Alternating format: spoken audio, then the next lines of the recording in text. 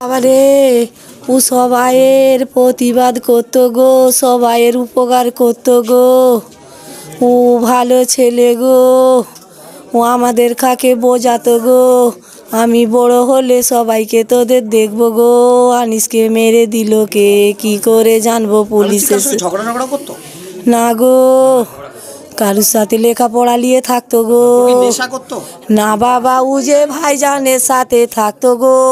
ও আমার ফুরফুরার মুড়িদান গো। কেউ বললে বিশ্বাস করোনি তোমরা গো।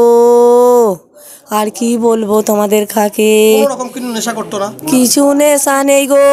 ওর মা ক্যান্সার হয়ে মরে গেছে, বোতলে পানি খাওয়ালে ওই বোতলে ও পানি খেত নি গো।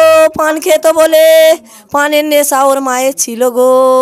ও কিছু নেশা করেনি আমার আনিস, আমি জানি গো। ওই একটুখানি ওকে কোলে করে মানুষ করেছি। আর কি বলবো তোমাদের খাকে, আর বলার নেই। আপনি কে হন আনিসের? আমি পিসি গো। যেটা জানতে পাচ্ছি যে আনিস কোনো রকম নেশাও করতেন না, এমনকি তার মা যে পান খেত, পান খাওয়ার জন্য যে বোতলে তার মা মানে জল খেত পান খাওয়ার পরে, সে বোতলে জলও খেত না। সে নেশা থেকে একদমই বিরতি থাকতো। ছোটোবেলা থেকে সে মাদ্রাসা পড়াশোনা করেছে এবং আলিয়া মাদ্রাসার ছাত্র। সেই সঙ্গে আলিয়া মাদ্রাসার লাগাতার আন্দোলন, যে চলমান আন্দোলন চলছে, সেই আন্দোলনের সঙ্গে আনিস যুক্ত। এমনকি আনিস এনআরসি, সিএএ, এমপিআরের বিষয় নিয়ে সে আন্দোলনের সঙ্গে সর্বসময় যুক্ত থাকে। সেই সঙ্গে আনিসের যেটা জানা যাচ্ছে যে আনিস একজন সৎ ছেলে এবং আনিস এই এলাকার প্রতিটা মানুষের বিপদে আপদে সর্বসময় পাশে দাঁড়ায়।